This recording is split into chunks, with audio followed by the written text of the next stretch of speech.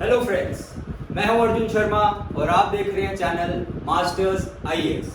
आज हम अपनी लेक्चर सीरीज का सेकंड पार्ट लेके आए हैं जो कि बेस्ड है स्टेट्स, यूटीज और उसकी कैपिटल्स के ऊपर। आज इसका सेकंड पार्ट मैं इसलिए बोल रहा हूं बिकॉज फर्स्ट पार्ट हम पहले डिस्कस कर चुके हैं हमारी लेक्चर सीरीज के अंदर। उसका लिंक ऊपर डिस्क्रिप्शन में दिया होगा, प्लीज पहले उस वीडियो को देखिए और फिर उसके बाद सेकंड वीडियो को देखिए, सो दैट अगर आप पहली वीडियो को देखेंगे तभी आपको सेकंड वीडियो अच्छे से समझ आएगी।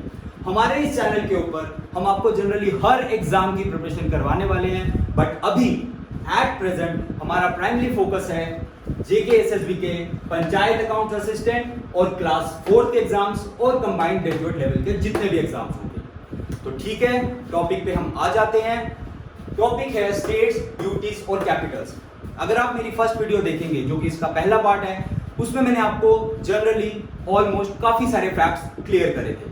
मैं आपको यहाँ पे बार बार ये बताना चाहता हूँ कि स्टेट्स, यूटी और कैपिटल्स ये एक बड़ा सिंपल सा टॉपिक है। मैंने फर्स्ट वीडियो में भी बताया था, काफी सारे बच्चे इसको इग्नोर कर देते हैं, बट ऐसा नहीं है।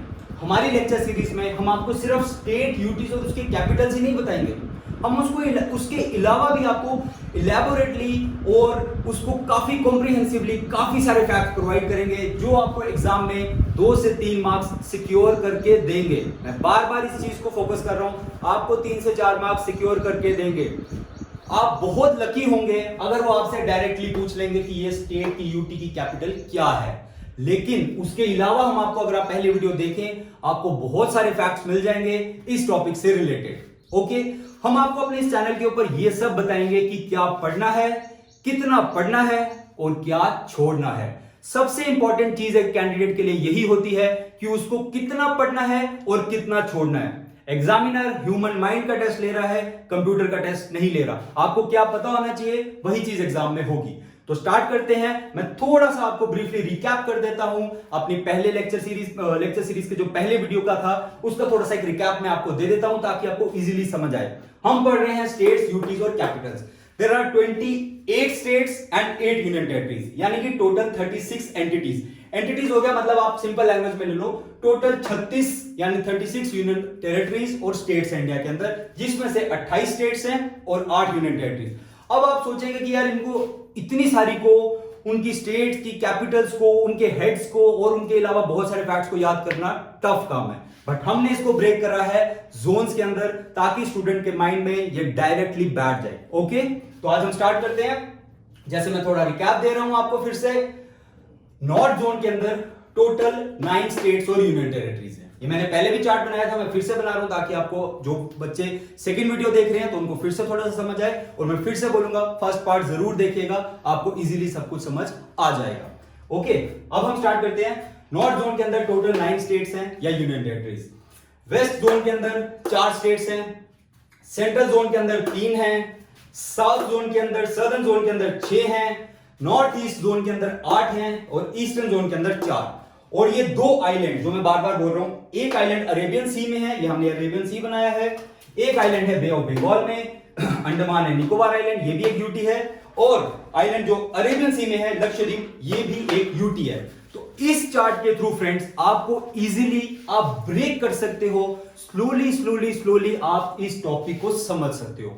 हमारी ये कोशिश है कि जो कैंडिडेट्स हैं, बिकॉज मैं भी कभी एक स्टूडेंट रहा हूं, मैं भी पढ़ता था, तो टफ चीज को आपने इजीली कैसे ब्रेक करना है। तो सबसे पहले आपने ऐसे ब्रेक कर लिया, अब आपको याद रहना चाहिए कितनी स्टेट्स और कितनी यूटीज अलग अलग जोन्स के इंडिया में है।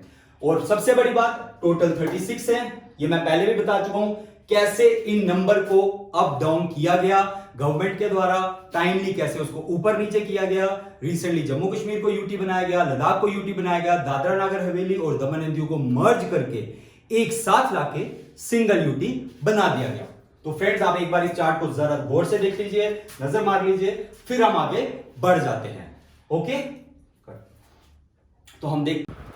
तो फ्रेंड्स, जैसे मैंने आपको बताया अपनी पहली लेक्चर सीरीज के अंदर कि इंडिया को जोन्स में डिवाइड करना है, हमने नॉर्थ जोन की 3 स्टेट्स को डिवाइड करके आपको इजीली ब्रेक करके समझाया था।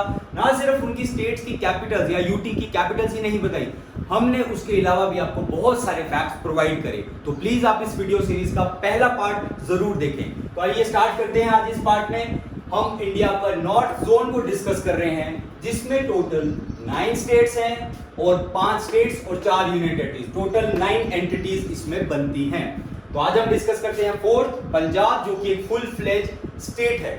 इसकी कैपिटल है चंडीगढ़। पंजाब की कैपिटल अगर आपसे कोई पूछता है चंडीगढ़, बट अगर कोई आपसे ये पूछता है कि चंडीगढ़ और किसकी कैपिटल है, तो आप इजीली बता सकते हैं चंडीगढ़ हरियाणा की भी कैपिटल है, जो हम आपको नेक्स्ट पार्ट में समझाएंगे। पंजाब के एडमिनिस्ट्रेटिव हेड, तो मैं बता देता हूं, इनके सीएम हैं अमरिंदर सिंह जी। अमरिंदर सिंह जी, आप स्पेलिंग फिर से देख सकते हैं आराम से। अमरिंदर सिंह जी पंजाब के सीएम हैं। ये इंडियन नेशनल कांग्रेस को बिलोंग करते हैं। इंडियन नेशनल कांग्रेस के सीएम हैं। कैप्टन साहब भी बोला जाता है इनको, कैप्टन अमरिंदर सिंह, जो कि पंजाब के सीएम हैं। इनके गवर्नर कौन है? वीपी सिंह बदनौर जी। वीपी सिंह बदनौर जी पंजाब के गवर्नर हैं। मैं आपको फिर से बता दूं, अगर कोई यूटी होती है तो वहां पे लेफ्टिनेंट गवर्नर होते हैं। अगर एक यूटीज में एडमिनिस्ट्रेटर्स भी होते हैं, लेकिन पंजाब एक फुल फ्लेज स्टेट है, तो यहाँ पे गवर्नर होंगे जिनका नाम वीपी सिंह बदनौर है। तो हम आपको स्टेट्स कैपिटल के अलावा और भी बहुत सारे फैक्ट्स प्रोवाइड कर रहे हैं, जो आपके एग्जाम में आपके लिए बहुत हेल्पफुल होने वाले हैं। पंजाब, चंडीगढ़ इसकी कैपिटल है, अमरिंदर सिंह इसके सीएम, गवर्नर इसके वीपी सिंह बदनौर जी। आगे चलते हैं हम पंजाब के नेशनल लेबर्स। अगर कोई आपसे पूछे कि पंजाब की स्टेट के साथ कौन कौन सी दूसरी स्टेट्स या यूनियन टेरिटरीज टच होती हैं, तो ये भी हम आपको यहाँ पे बताने वाले हैं। पंजाब के साथ टच होता है यूटी ऑफ J&K। ये पंजाब अपनी बाउंड्री यानी अपनी बॉर्डर को शेयर करता है। आपसे क्वेश्चन पूछ सकते हैं, पंजाब किसके साथ अपनी बाउंड्री शेयर करता है? तो जम्मू कश्मीर, हमारी स्टेट, हमारी यूनियन टेरिटरी के साथ पंजाब अपनी बाउंड्री शेयर करता है। सेकेंडली पंजाब शेयर करता है हिमाचल प्रदेश के साथ, हिमाचल प्रदेश के साथ भी शेयर करता है। थर्ड, हरियाणा के साथ, हरियाणा की स्टेट के साथ भी पंजाब अपने बॉर्डर शेयर करता है। और मैं आपको फिर से बता दूं, आगे भी बताऊंगा, हरियाणा जो स्टेट है ये पंजाब में से ही ब्रेकडाउन होके बनी है। आगे चलते हैं, पंजाब अपनी बाउंड्री और किस किस स्टेट्स के साथ टच करता है? चंडीगढ़, जो कि खुद एक इनकी कैपिटल भी है बट खुद एक यूटी है, तो पंजाब उसके साथ अपनी बाउंड्री को भी शेयर करता है। और लास्ट में राजस्थान के साथ, तो पंजाब इन 5 स्टेट्स और यूटीज के साथ अपनी बाउंड्री को शेयर करता है। चंडीगढ़ के ऊपर भी मैं यूटी लिख देता हूं ताकि आपको इजीली समझ आ जाए। पंजाब के साथ 2 यूटीज टच होती हैं, जम्मू कश्मीर और चंडीगढ़ की, और 3 स्टेट्स हिमाचल प्रदेश, हरियाणा और राजस्थान। अब मैं आपको बताता हूं पंजाब के इंटरनेशनल लेबर कौन है, यानी कि पंजाब इंटरनेशनली किसके साथ बाउंड्री टच करता है, किसके साथ अपनी बाउंड्री शेयर करता है। तो पंजाब अपनी बाउंड्री इंटरनेशनली शेयर करता है हमारे बहुत ही अच्छे दोस्त पाकिस्तान के साथ। ठीक है, पाकिस्तान के साथ पंजाब अपनी बाउंड्री शेयर करता है। ये कहां पे? बहुत सारे पॉइंट्स हैं। अगर आपसे कोई पूछे कि सबसे इंपॉर्टेंट कौन सा है, तो वो है अटारी वाघा बॉर्डर, जो कि पंजाब की अमृतसर डिस्ट्रिक्ट के अंदर है। अटारी वाघा बॉर्डर पंजाब पाकिस्तान के साथ तो वैसे शेयर करता है। बहुत सारे पॉइंट, बहुत सारी डिस्ट्रिक्ट पंजाब की पाकिस्तान के साथ टच होती है, बट ये बहुत इंपॉर्टेंट है। कोई आपसे पूछ सकता है कि अटारी वाघा बॉर्डर जो पंजाब स्टेट के अंदर है, ये कहां पर है, तो आप बता सकते हैं डिस्ट्रिक्ट अमृतसर। यहाँ पे काफी परेड होती है, आप 15 अगस्त को देख सकते हो, 26 जनवरी, रिपब्लिक डे, इंडिपेंडेंस डे, बड़ी अच्छी परेड होती है यहाँ पे। प्लीज इसको कभी यूट्यूब पे और भी आप ये परेड देख सकते हैं, थोड़ी और अपनी नॉलेज बढ़ाने के लिए। अब मैं बात करता हूँ पंजाब की फॉर्मेशन कब हुई। तो पंजाब की फॉर्मेशन हुई है 1 नवंबर 1956 को। पंजाब की फॉर्मेशन हुई है स्टेट्स रीऑर्गेनाइजेशन एक्ट के अंडर, जो हमारी फैकल्टी आपको सेपरेट लेक्चर्स में बहुत इजीली समझा देगी स्टेट रीऑर्गेनाइजेशन एक्ट को। ये तो हो गया, ये और ये चीज हो गई जो आपके सिलेबस का हिस्सा है। ये चीज हम आपको एक्स्ट्रा बता रहे हैं। अब मैं आपको कुछ और फैक्ट्स एक्स्ट्रा बताना चाहता हूं जो पंजाब की स्टेट के अंदर आते हैं, जो अगर एग्जामिनर थोड़ा ट्रिक करने की कोशिश करे तो आपको पूछ सकता है। जैसे कि मैं आपको बताऊं, पंजाब को लैंड ऑफ 5 रिवर्स बोला जाता है। दूसरा पेन यूज कर लेते हैं। पंजाब को land of 5 reverse, land of five rivers भी बोला जाता है, पंजाब को लैंड ऑफ फाइव रिवर्स भी बोला जाता है, ठीक है। और ये 5 रिवर कौन कौन से हैं? ये 5 रिवर्स हैं, मैं आपको बहुत इजीली बता देता हूं। रावी, सतलुज, झेलम, चिनाब और ब्यास। तो ये 5 रिवर्स पंजाब के अंदर हैं और पंजाब को लैंड ऑफ 5 रिवर्स भी बोला जाता है। ये 5 रिवर्स पंजाब के अंदर हैं। इनको इजीली याद करने का एक तरीका है, उसको आप बोल सकते हो, मैंने ये एक मेमोनिक तैयार किया है, आप भी कर सकते हैं कि पंजाब के अंदर कौन कौन से 5 रिवर्स हैं, तो आप बता सकते हैं पंजाब के अंदर ये 5 रिवर्स हैं। इनको याद रखने का मेमोनिक है, सिंपली कर लीजिए, रवि, साहब की जेसीबी मशीन। आप YouTube पे देखते रहते होंगे, सोशल मीडिया पे जेसीबी के बहुत सारे मीम्स और जोक शेयर होते थे, तो इसके थ्रू आप पंजाब के 5 रिवर्स को अच्छे से याद कर सकते हैं। रवि इज फॉर रावी, साहब फॉर एस फॉर सतलुज, की JCB, J for Jhelum, C for Chenab and B for Beas. तो ये सारे के सारे रिवर्स पंजाब के अंदर हैं। पंजाब को 5 रिवर्स की लैंड बोला जाता है। और एक चीज मैं अगर आपको इंपॉर्टेंटली बता दूं, ये सारे के सारे 5 के 5 रिवर्स किस बड़े रिवर की ट्रिब्यूटरी हैं। तो ये ज्योग्राफी में हमारी फैकल्टी आपको अच्छे से पढ़ाएगी, बट इस टॉपिक के साथ मैं थोड़ा सा रिलेट कर रहा हूं, सेपरेट फैक्ट्स आपको प्रोवाइड कर रहा हूं। ये 5 के 5 रिवर्स ट्रिब्यूटरीज हैं इंडस रिवर की। ट्रिब्यूटरीज का मतलब हो गया इसकी शाखाएं। एक सिंपल लैंग्वेज में अगर मैं आपको बताऊं, ये 5 रिवर्स जो मैंने यहां पे डिस्कस करे, ये 5 रिवर्स ट्रिब्यूटरीज हैं इंडस रिवर की। इजीली आप इसको समझ सकते हैं, जैसे मैंने आपको मेमोनिक से बताया, रवि साहब की जेसीबी, और ये 5 रिवर्स आगे पंजाब के। कुछ और फैक्ट्स भी हैं, मैं अभी आपको बता देता हूं पंजाब से रिलेटेड। आप एक बार इसको नोट डाउन कर लीजिए, आई होप आपने नोट डाउन कर लिया होगा।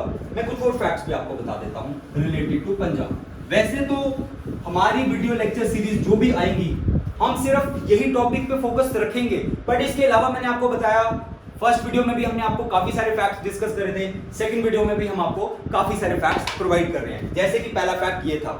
दूसरा फैक्ट एक और मैं आपको बता दूं, पंजाब के अंदर सिख कम्युनिटी का सबसे बड़ा और सबसे इंपॉर्टेंट टेंपल है, बहुत सीक्रेट टेंपल है, जिसको आप बोलते हो हरमिंदर साहब जी। श्री हरमिंदर साहब जी पंजाब के अंदर हैं, ये भी डिस्ट्रिक्ट अमृतसर के अंदर है, जिसको गोल्डन टेंपल के नाम से जाना जाता है। तो पंजाब के अंदर है गोल्डन टेंपल, जिसको बोला जाता है श्री हरमिंदर साहब जी।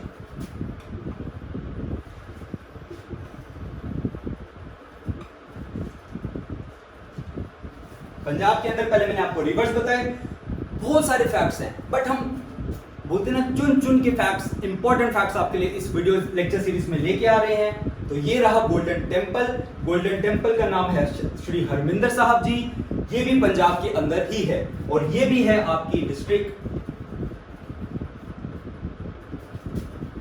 अमृतसर में। वैसे तो आप जब इंपॉर्टेंट टूरिस्ट डेस्टिनेशंस पढ़ेंगे तो आपको पता चलेगा, बट मैंने बताया इस टॉपिक के साथ मैं आपके लिए बहुत सारे फैक्ट्स और लेके आ रहा हूं, जो एग्जाम में एग्जामिनर आपको ट्रिक करके पूछ सकता है। तो गोल्डन टेंपल का मैंने आपको बताया अमृतसर में है, हरमिंदर साहब जी है। अगर कोई आपसे ये पूछे कि भाई गोल्डन टेंपल की लैंड के बारे में किसने डिसाइड करा या किसने लैंड एक्वायर करके दी, तो वो थे श्री गुरु रामदास जी। गुरु रामदास जी, गुरु रामदास जी ने गोल्डन टेंपल के लिए लैंड को एक्वायर किया था। और आप सिंपल लैंग्वेज में समझ लीजिए कि लैंड से अगर रिलेटेड कोई क्वेश्चन आता है कि लैंड किसने प्रोवाइड करवाई, तो वो गुरु रामदास जी से। सेकेंड चीज, गोल्डन टेंपल की कंस्ट्रक्शन, हरमिंदर साहब की कंस्ट्रक्शन के बारे में अगर आपसे कोई पूछता है, तो वो कंस्ट्रक्शन किसने करवाई है, वो कराई थी गुरु अर्जन देव जी ने। गोल्डन टेम्पल की कंस्ट्रक्शन अगर कोई आपसे पूछता है वो किसने करवाई, वो करवाई थी गुरु अर्जन देव जी ने। और लैंड किसने करवाई, गुरु रामदास जी ने। अब एक और चीज अगर मैं आपको बताऊं फाइनली कि गोल्डन टेम्पल को गोल्डन टेम्पल क्यों बोला जाता है, क्योंकि सोने का टेम्पल है, स्वर्ण मंदिर बोला जाता है। हरमिंदर साहब, तो गोल्डन टेम्पल को जो गोल्ड प्लेटिंग है, जो सोना चढ़वाया गया, वो चढ़वाया गया गोल्डन प्लेटिंग। गोल्डन प्लेटिंग यानी कि सोना किसने चढ़वाया, स्वर्ण मंदिर को स्वर्ण मंदिर बनवाया किसने, वो चढ़वाया महाराज रंजीत सिंह जी ने। तो आई होप आपको यह समझ आया हो, जो मैंने एक्स्ट्रा फैक्ट्स आपको प्रोवाइड करे, ना सिर्फ कैपिटल और हेड्स या नेशनल लेबर्स, बस इसके अलावा भी मैंने आपको बताया पंजाब को लैंड ऑफ 5 रिवर्स बोला जाता है, वो भी आपके सामने प्रेजेंट करे। पंजाब में गोल्डन टेम्पल है, गोल्डन टेम्पल कहाँ पे है वो भी आपको बताया। पाकिस्तान का अटारी वाघा बॉर्डर जो इंडिया पाकिस्तान बाउंड्री शेयर करता है वो भी आपको बताया। तो ये कुछ टिप बिट फैक्ट्स थे जो आपको प्रोवाइड करना बहुत जरूरी थे। तो एक बार फिर देख लीजिए, गोल्डन टेम्पल हरमिंदर साहब जी स्वर्ण मंदिर अमृतसर डिस्ट्रिक्ट में है पंजाब में। इसकी लैंड गुरु रामदास जी ने प्रोवाइड करवाई, इसकी कंस्ट्रक्शन करवाई गुरु अर्जन देव जी ने, और गोल्डन टेम्पल को जो गोल्ड प्लेटिंग करवाई गई वो करवाई महाराजा रंजीत सिंह जी ने। अब हम नेक्स्ट स्टेट को डिस्कस कर लेते हैं। तो फ्रेंड्स, पहले हमने अभी पंजाब को डिस्कस करा, अब हम लेके आ रहे हैं नॉर्थ जोन की 5th स्टेट हरियाणा। ये फुल फ्लैग स्टेट है, इसकी कैपिटल भी चंडीगढ़ है। तो आप इसको बता सकते हैं कि पंजाब और हरियाणा की सेम कैपिटल है चंडीगढ़। पंजाब की भी कैपिटल चंडीगढ़ है और हरियाणा की कैपिटल भी चंडीगढ़ है। अब हम चलते हैं हरियाणा के एडमिनिस्ट्रेटिव हेड के ऊपर। हरियाणा के सीएम साहब हैं मनोहर लाल खट्टर जी। मनोहर लाल खट्टर जी हरियाणा के सीएम हैं, ये बीजेपी पार्टी को बिलोंग करते हैं, और इनके गवर्नर हैं सत्यदेव नारायण आर्य।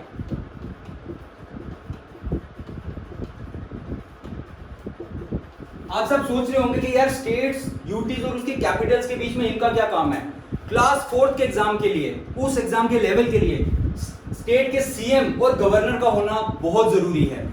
हर एक बंदे को, अगर मैं हर कैंडिडेट को पूछूं भाई इस स्टेट की कैपिटल बताओ, बता देंगे, बट ये चीजें जो मैं एक्स्ट्रा बता रहा हूं ये इंपॉर्टेंट। सेकेंडली, किसी को भी पता होगा यार इस स्टेट का सीएम ये है, इस स्टेट का सीएम ये है, बट गवर्नर बहुत कम लोगों को पता होता है। इसलिए हम अपनी वीडियो में कॉम्प्रिहेंसिवली डेप्थ में जाते हुए आपको गवर्नर्स की नॉलेज भी दे रहे हैं।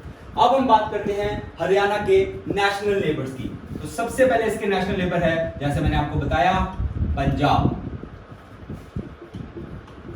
जिसके हरियाणा जो है वो पंजाब की स्टेट में से ही निकल के एक अलग स्टेट बना था, तो ऑब्वियसली पंजाब के साथ इसकी बाउंड्री टच होती होगी।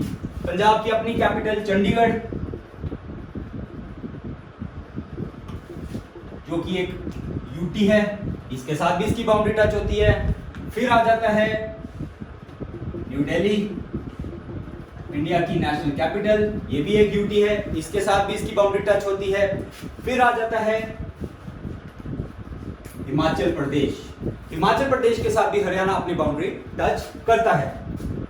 और कौन कौन सी ऐसी स्टेट्स हैं या और कौन कौन सी ऐसी यूनियन टेरिटरीज हैं जिसके साथ ये अपनी बाउंड्रीज टच करता है, तो वो है उत्तर प्रदेश और राजस्थान। तो हरियाणा के साथ कौन कौन से नेशनल लेबर्स लगते हैं, किस किस की बाउंड्री शेयर होती है, तो वो है पंजाब, चंडीगढ़ की यूटी, नई दिल्ली की यूटी, यूटी मतलब यूनियन टेरिटरी, हिमाचल प्रदेश, उत्तर प्रदेश और राजस्थान। एक और इंपॉर्टेंट चीज, हरियाणा एक लैंडलॉक्ड कंट्री है, इसके साथ कोई इंटरनेशनल बाउंड्री यानी कि कोई दूसरी कंट्री या दूसरे मुल्क की बॉर्डर इसके साथ टच नहीं होता। इसको आप कर दीजिए क्रॉस कर दीजिए, आपको इजीली समझ आ जाएगा। और अब हम बात करते हैं इसकी फॉर्मेशन डेट की। ये 1966 में बना है और ये बना था पंजाब से टूट के। मैं बहुत सिंपली बता रहा हूं कि किससे क्या टूटा। अगर आपको कोई पूछे कि हरियाणा की फॉर्मेशन डेट क्या है, तो आप बता सकते हैं 1966 में बना था 1 नवंबर को। 1 नवंबर 1966 को हरियाणा की फॉर्मेशन हुई, ये भी पंजाब से टूट के बना। ये आ गया आपका हरियाणा का सारा डाटा। ये स्टेट हरियाणा है, कैपिटल चंडीगढ़ है, पंजाब के साथ इसकी कैपिटल शेयर होती है। सीएम ये है खट्टर साहब, गवर्नर सत्यदेव जी हैं, national labours Punjab, Chandigarh, Delhi, Himachal Pradesh, UP और राजस्थान। नेशनल लेबर हरियाणा का कोई नहीं है। ये उसकी आ गई फॉर्मेशन डेट। अब मैं आपको जो कुछ और बताना चाहता हूं वो ये है कि हरियाणा के अंदर ऐसी और कौन सी इंपॉर्टेंट चीज है जो एक कैंडिडेट को, एक एस्पिरेंट को, एग्जाम के कैंडिडेट को, एक एस्पिरेंट को पता होनी चाहिए। तो वो है हरियाणा के अंदर इंडस वैली सिविलाइजेशन की दो साइट्स हैं। दो साइट्स जहां पे आपने सबने नाम सुना होगा, मोहिंजोदड़ो और हड़प्पा, सब बंदे नाम सुनते हैं। वो इंडस वैली सिविलाइजेशन को बिलोंग करते हैं। ये सबसे पुरानी सिविलाइजेशन है इंडिया के अंदर जहां पे लोग रहते थे। इंडस वैली सिविलाइजेशन की दो साइट्स हैं जो हरियाणा के अंदर प्रेजेंट हैं। पहली साइट है राखीगढ़ी।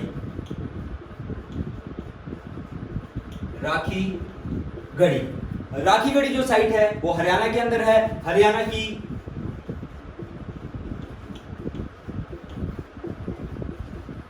हिसार डिस्ट्रिक्ट के अंदर राखीगढ़ी साइट प्रेजेंट है।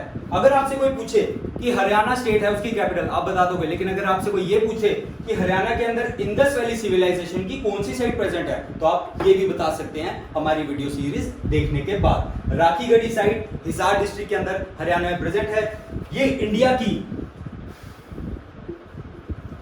लार्जेस्ट इंडस वैली सिविलाइजेशन की साइट है। राखीगढ़ी जो है वो इंडिया की लार्जेस्ट इंडस वैली साइट है, ठीक है। और दूसरी साइट यहां पे है भिरन या भिरान बोल दीजिए। इसकी डिस्ट्रिक्ट है फतेहाबाद।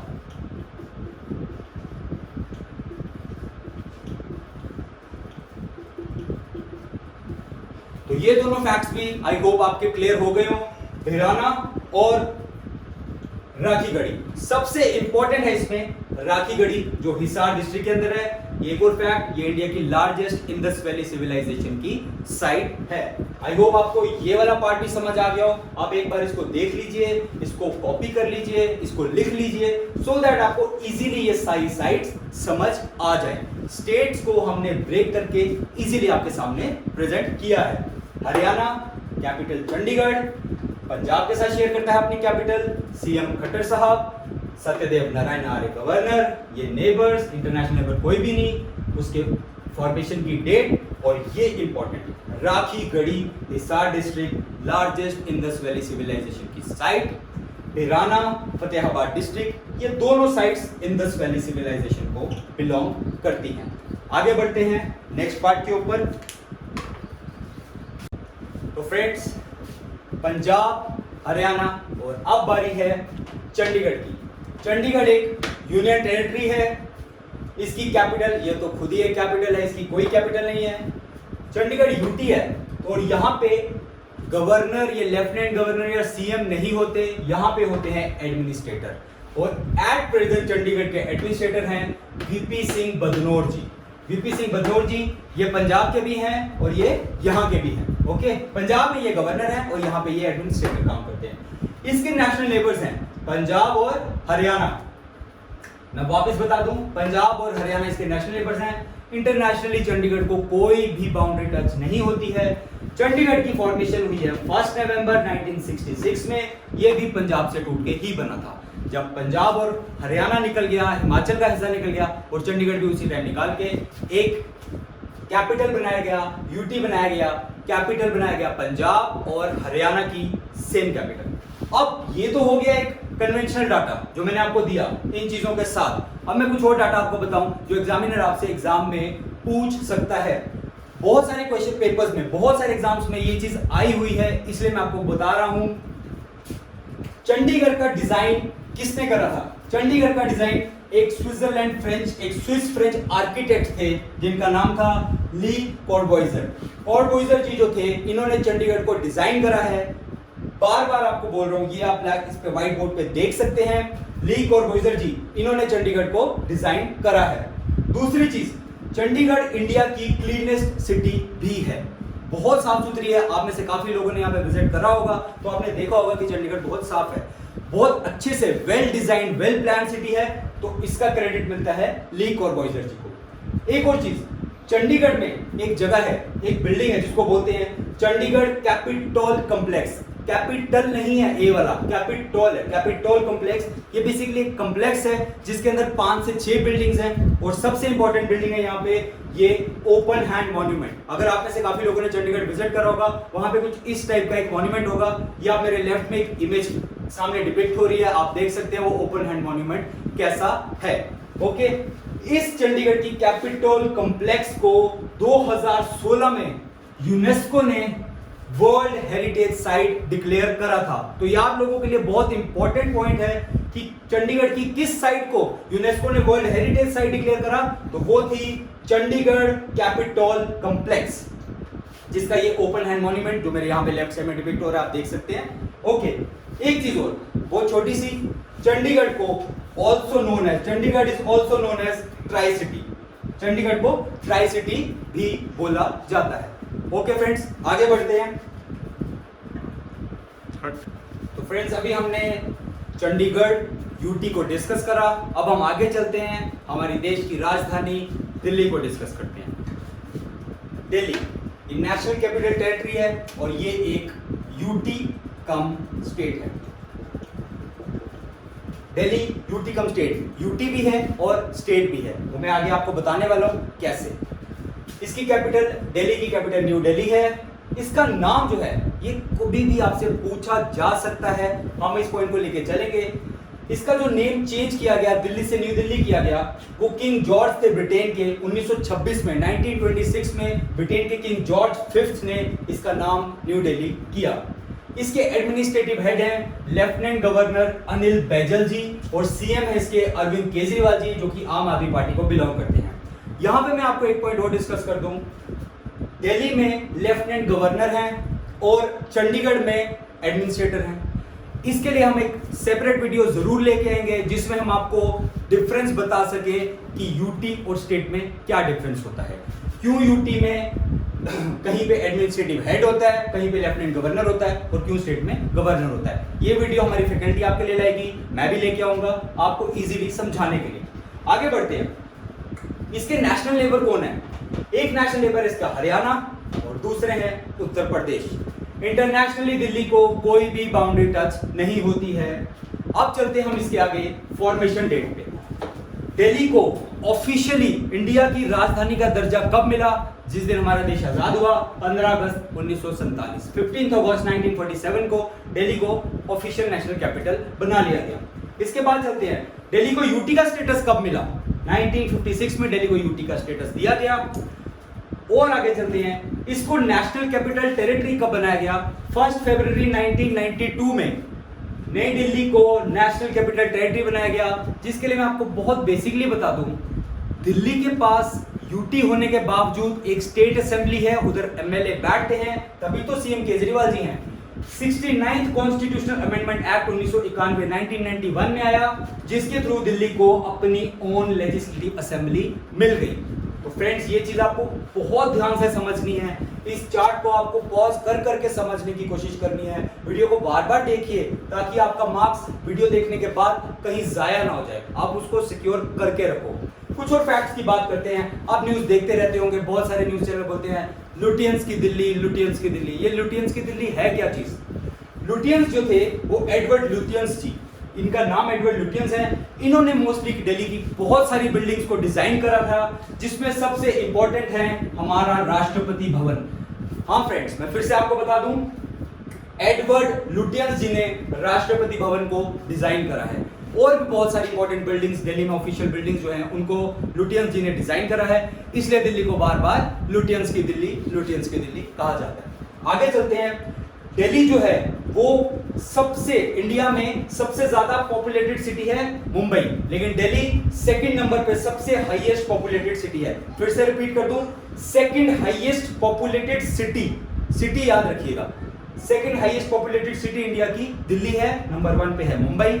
एक और चीज, दिल्ली की जो जीडीपी है वो इंडिया में सेकंड नंबर पे है, जो gross domestic product second number पे जो जीडीपी है वो इंडिया की सेकंड नंबर पे है, और देखा जाए तो दिल्ली इंडिया की सेकंड रिचेस्ट स्टेट भी माना जाता है। ठीक है फ्रेंड्स, आगे बढ़ते हैं हम।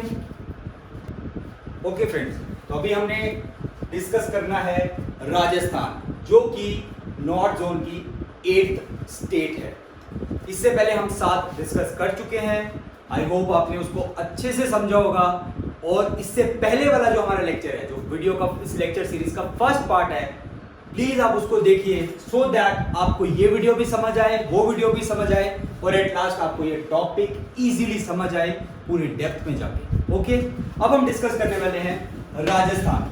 ये एक स्टेट है, नॉर्थ जोन की स्टेट है राजस्थान। इसको लैंड ऑफ किंग्स भी बोला जाता है, या फिर अगर आपने काफी लोगों ने गेम ऑफ थ्रोन्स करके एक सीरीज देखी हुई होगी, उसमें किंग्स लैंडिंग थी जहां पे मेन किंग बैठता था। तो राजस्थान भी कहीं ना कहीं उसी से रिलेटेड है, लैंड ऑफ किंग्स, या गेम ऑफ थ्रोन्स की लैंग्वेज के हिसाब से बोला जाए किंग्स लैंडिंग। ओके, आगे चलते हैं। इसकी कैपिटल है जयपुर, जिसको पिंक सिटी बोला जाता है। तो अगर आपसे कोई पूछे कि इंडिया में पिंक सिटी किसको बोला जाता है, तो जयपुर। इंडिया की ऐसी कौन सी स्टेट है जिसकी कैपिटल को पिंक सिटी बोला जाता है, तो जयपुर। ओके, अब हम चलते हैं आगे। इसके जो सीएम हैं राजस्थान के, उनका नाम है श्री अशोक गहलोत जी। इसके गवर्नर जो हैं वो हैं कलराज मिश्र जी। इसके जो डिप्यूटी सीएम हैं वो है सचिन पायलट जी। एक बार फिर मैं आपको बता दूं, आप सब लोग सोच रहे होंगे यार भाई इस स्टेट में डिप्यूटी सीएम का नाम क्यों ले रहे हैं। रिसेंटली पिछले एक हफ्ते से 10 दिन से आप देख रहे होंगे राजस्थान की स्टेट बहुत सारे पॉलिटिकल इश्यूज और पॉलिटिकल ड्रामा की वजह से न्यूज में बनी हुई है। तो आप इस चीज को ध्यान रखिएगा। CM Ashok Gehlot, governor Kalraj Mishra, deputy CM Sachin Pilot, इनके नाम क्या मैंने क्रॉस इसलिए लगाए हैं, रिसेंटली कांग्रेस ने अशोक गहलोत जी यानी कांग्रेस में जो है वो राजस्थान में इंडियन नेशनल कांग्रेस की सरकार है। अशोक गहलोत जी वहां के सीएम है, इनके बीच में कुछ लड़ाई झगड़ा, हमें उससे कोई लेना देना नहीं है, हमें करंट अफेयर्स से टॉपिक को रिलेट करते पढ़ाना है, तो मैं वही बता रहा हूं। सचिन पायलट जी को रिसेंटली एक्सपेल कर दिया गया। तो शायद आपसे पूछ सकते हैं कौन सी स्टेट के डिप्यूटी सीएम को रिसेंटली एक्सपेल किया गया, या राजस्थान के जो डिप्यूटी सीएम एक्सपेल किए गए, निकाले गए पार्टी से, उनका नाम क्या है, तो वो है सचिन पायलट जी। आगे चलते हैं नेशनल लेबर्स के लिए। तो राजस्थान के नेशनल लेबर्स यानी कौन कौन सी स्टेट्स उसको टच कर रही हैं, तो उनके नाम है ये, सबसे पहले पंजाब, हरियाणा, उत्तर प्रदेश, मध्य प्रदेश और गुजरात। 5 हैं टोटल। तो ध्यान से इसको करिए। वीडियो में फिर से रिपीट कर रहा हूं, वीडियो को पॉज करके आप अपनी कॉपी में नोट डाउन करके हल्के से नोट्स बना सकते हैं, या फिर मैंने इतना सिंपली समझाया है कि आप ये वीडियो को 1 से 2 बार देखेंगे तो आपको इजीली समझ आ जाएगा। नोट्स बनाने की भी शायद आपको जरूरत नहीं पड़ेगी। इंटरनेशनली किसके साथ बाउंड्री शेयर करता है, पाकिस्तान के साथ। तो राजस्थान की इंटरनेशनल बाउंड्री अगर कोई आपसे पूछे किसके साथ शेयर करती है, तो पाकिस्तान के साथ। लास्ट में इसकी फॉर्मेशन डेट क्या है, वो है 30 मार्च 1949। ओके फ्रेंड्स, ये था एक सिंपल डाटा जो मैंने आपके सामने प्रेजेंट किया। राजस्थान बहुत इंपॉर्टेंट स्टेट है, उसके बहुत सारे फैक्ट्स हैं। हम एक इस लेक्चर सीरीज के एंड में 1 से 2 वीडियोस ऐसी लेके आएंगे जिसमें हम आपको state by state, UT by UT 10 से 15 से 20 इंपॉर्टेंट फैक्ट्स प्रोवाइड करेंगे स्टेट के हिसाब से। और उसके अलावा हम आपको बहुत सारे एमसीक्यूज, टेस्ट सीरीज सब प्रोवाइड करेंगे, ताकि हमारे चैनल के जो व्यूअर्स हैं वो सिर्फ एग्जाम्स में बैठे ना, एग्जाम्स को क्लियर भी करें, उनकी नौकरी लगनी चाहिए।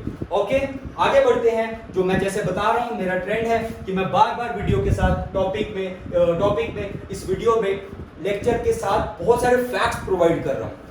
टॉपिक से आगे बढ़ के कुछ फैक्ट्स आपको प्रोवाइड करो, ताकि आपके एग्जाम में अगर इस टॉपिक से आए और बाहर चले जाएं तो आप कर सको। ओके, फैक्ट इसका सबसे पहले ये है, राजस्थान इंडिया की लार्जेस्ट स्टेट है एरिया वाइज, पॉपुलेशन वाइज नहीं, एरिया वाइज बड़ी है। सबसे बड़ी स्टेट इंडिया की अगर आपसे कोई पूछे कौन सी है, सबसे लार्जेस्ट स्टेट कौन सी है, तो आप बता सको राजस्थान है। ये इंडिया का 10.4% एरिया कवर करती है। कितना? 10.4% एरिया इंडिया का राजस्थान कवर करती है, एरिया, ज्योग्राफिकल एरिया कवर करती है। अगले पॉइंट पे आता हूं, थार डेजर्ट, जिसको बोला जाता है ग्रेट इंडियन डेजर्ट। ये इंडिया का लार्जेस्ट डेजर्ट है, ये भी राजस्थान में ही है। इसको बोला जाता है थार डेजर्ट, इसको दूसरा नाम दिया गया है ग्रेट इंडियन डेजर्ट, या और भी बहुत सारे नाम। ये इंडिया का सबसे बड़ा डेजर्ट रेगिस्तान है। आगे बढ़ते हैं। जैसे मैंने आपको पहले भी कुछ स्टेट्स के बारे में बताया, वहां पे इंडस वैली सिविलाइजेशन की साइट्स थी। तो ऐसे बहुत से एग्जाम्स हैं जहां पे एग्जामिनर डायरेक्ट स्टेट और कैपिटल नहीं पूछ रहा, वो पूछ रहा है स्टेट के अंदर ऐसी इंपॉर्टेंट चीज क्या है, जैसे कि ये डेजर्ट है, ये सबसे बड़ी है, और इंडस वैली सिविलाइजेशन। बार बार इंडस वैली सिविलाइजेशन के क्वेश्चंस एग्जाम में आ रहे हैं, पूछे जा रहे हैं। तो मैं आपको बता रहा हूं, कालीबंगन नाम की साइट है, इंडस वैली की साइट कालीबंगन, जो कि घग्गर हकरा रिवर के ऊपर राजस्थान में सिचुएटेड है। घग्गर हकरा रिवर राजस्थान में, याद कीजिए, फिर से ध्यान से पढ़िए। कालीबंगन ये एक साइट है इंडस वैली सिविलाइजेशन की। ये घग्गर हकरा रिवर, एक नदी है घग्गर हकरा, उसके ऊपर बेस्ड है, उसके ऊपर सिचुएटेड है। और ये जो रिवर और ये साइट हनुमानगढ़ करके डिस्ट्रिक्ट है, वहां पे है। ओके, आगे चलते हैं। राजस्थान में 3 इंपॉर्टेंट नेशनल टाइगर रिजर्व्स भी हैं। राजस्थान में क्या है? 3 नेशनल टाइगर रिजर्व्स। हाँ जी, टाइगर के बारे में इसलिए बता रहा हूं, टाइगर हमारा नेशनल एनिमल भी है। उनकी जो पॉपुलेशन है बहुत घट रही है, बट रिसेंटली अभी मोदी गवर्नमेंट ने एक डाटा प्रोवाइड करा है जिसके अकॉर्डिंग पॉपुलेशन इंक्रीज हुई है। बहुत सारे प्रोग्राम चल रहे हैं टाइगर को बचाने के लिए, इसलिए मैं टाइगर न्यूज में बना रहता है, इसलिए हम राजस्थान के साथ साथ थोड़ा टाइगर का भी बता रहे हैं। क्या कि 3 नेशनल टाइगर रिजर्व्स हैं, और सबसे इंपॉर्टेंट टाइगर रिजर्व कौन सा है? Ranthambore national park. ये सबसे इंपॉर्टेंट है। आपसे पूछा जा सकता है कि राजस्थान में सबसे बड़ा और सबसे इंपॉर्टेंट नेशनल पार्क क्वेश्चन कौन सा, अगर पूछा जाए क्वेश्चन में तो कौन सा, तो आप इजीली बता सकते हैं इस वीडियो देखने के बाद कि रणथंभौर नेशनल पार्क जो है वो राजस्थान में है। और लास्ट, अरावली माउंटेन रेंज। हाँ जी, अरावली माउंटेन रेंज, ये भी राजस्थान में है। इन सब फैक्ट्स को हमारी फैकल्टी, चाहे वो पॉलिटी से रिलेटेड हो, ज्योग्राफी से रिलेटेड हो, या फिर इकोनॉमी से रिलेटेड हो, करंट अफेयर से रिलेटेड हो, हम आपको डेप्थ में सब पढ़ाएंगे। अभी इस टॉपिक के साथ जितना फैक्ट्स बनते थे वो मैंने आपके सामने प्रोवाइड कर दिए हैं, रख दिए हैं, ताकि आप इजीली इस सबको समझ सको। ठीक है फ्रेंड्स, आप एक बार इसको देख लीजिए, पॉज कर लीजिए, नोट डाउन कर लीजिए, या फिर इसको बार बार देखिए, आपको ये सारा राजस्थान समझ आ जाएगा। ओके फ्रेंड्स, आगे बढ़ते हैं नॉर्थ जोन की लास्ट स्टेट की तरफ, जिसका नाम है उत्तराखंड। तो फ्रेंड्स, राजस्थान को डिस्कस करने के बाद अब हम आ गए हैं नॉर्थ जोन की लास्ट स्टेट को डिस्कस करने के लिए, जिसका नाम है उत्तराखंड। ओके फ्रेंड्स, 8 हम स्टेट्स और यूटीज को डिस्कस कर चुके हैं, जिसमें 4 स्टेट्स और 4 यूनियन टेरिटरीज नॉर्थ जोन के हम डिस्कस कर चुके हैं। नॉर्थ जोन की लास्ट स्टेट है जिसका नाम है उत्तराखंड। अब हम इसको डिस्कस करने जा रहे हैं। ये एक स्टेट है, यूटी नहीं, स्टेट है। इसको पहले उत्तरांचल भी बोला जाता था। कोई आपसे पूछे कि उत्तराखंड को पहले क्या बोला जाता था, तो उत्तरांचल आपका आंसर होना चाहिए। इसके भी जम्मू कश्मीर की तरह 2 कैपिटल्स हैं, एक समर कैपिटल, एक विंटर कैपिटल। समर कैपिटल है इसकी गैरसाइन, जो कि उसकी समर कैपिटल है, और विंटर कैपिटल है इसकी देहरादून। ओके फ्रेंड्स, 2 कैपिटल याद रखिएगा उत्तराखंड की, समर कैपिटल और विंटर कैपिटल। समर कैपिटल गैरसाइन और विंटर कैपिटल है देहरादून। इसके एडमिनिस्ट्रेटिव हेड्स, इसके चीफ मिनिस्टर हैं श्री त्रिवेंद्र सिंह रावत जी, बीजेपी पार्टी को बिलोंग करते हैं, और इसकी गवर्नर है बेबी रानी मौर्य जी।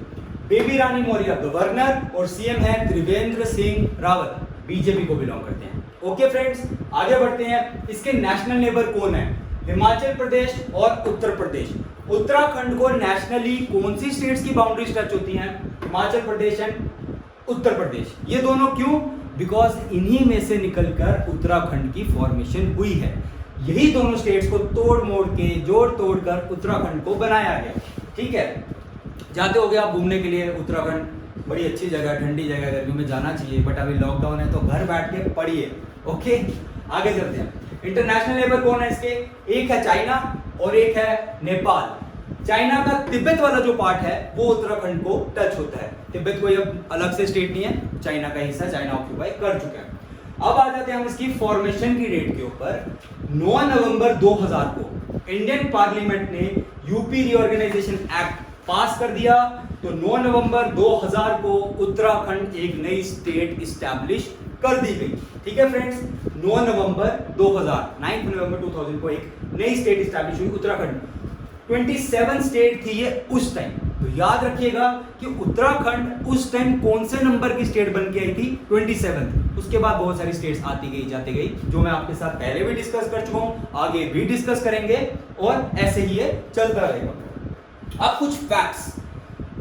उत्तराखंड जो है उसके अंदर इंडिया का सबसे पुराना, हाँ जी, ओल्डेस्ट नेशनल पार्क भी एग्जिस्ट करता है, जिसका नाम है Jim Corbett national park. Jim Corbett national park जो उत्तराखंड का है वो इंडिया का ओल्डेस्ट नेशनल पार्क है। बॉलीवुड की एक मूवी आई थी काल, आप याद रख सकते हैं, रिलेट कर सकते हैं। काल मूवी अजय देवगन और पता नहीं किसकी, शायद विवेक ओबेरॉय की होगी।